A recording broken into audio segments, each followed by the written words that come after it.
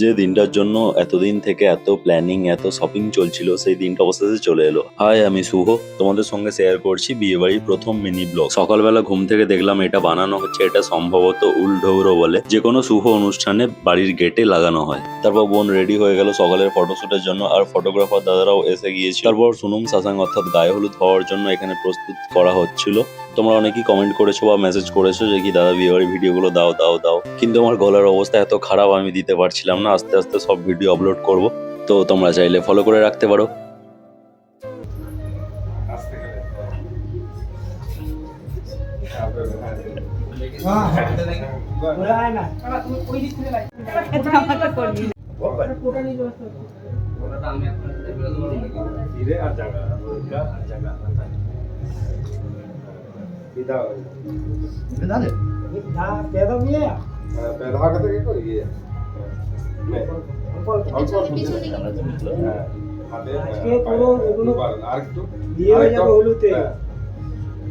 গ্রামের লোক আসলে দেখবি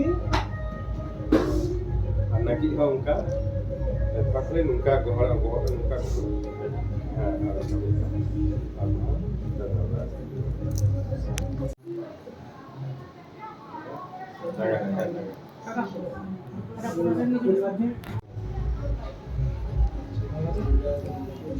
জয় জয় বলুকা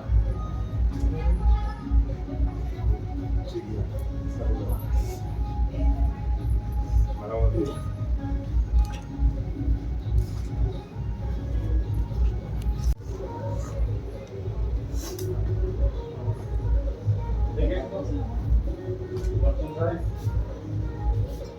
এইখানে তো বড়া এইদিকে হ্যাঁ এইখানে তো জরন এদিকে বেশি বড় শুনুন না এদিকে একটু কোলে উঠো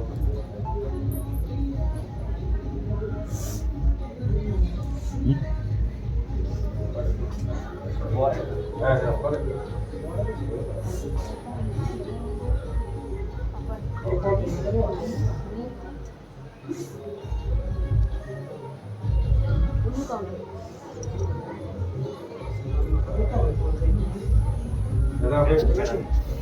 নাকি নাকি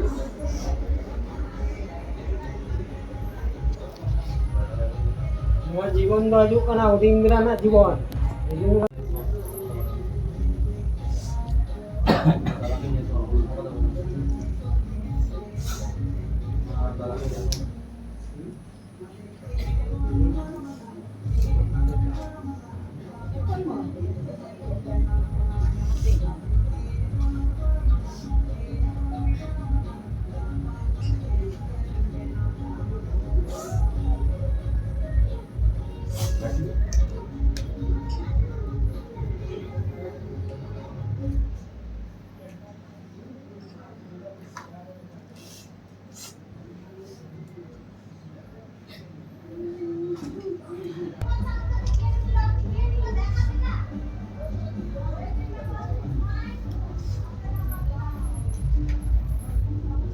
ᱱᱚᱣᱟ ᱠᱚᱫᱚ ᱟᱵᱚ ᱫᱷᱚᱨᱚᱢ ᱨᱮᱱᱟᱜ ᱤᱭᱟᱹ ᱢᱮᱱᱟᱜᱼᱟ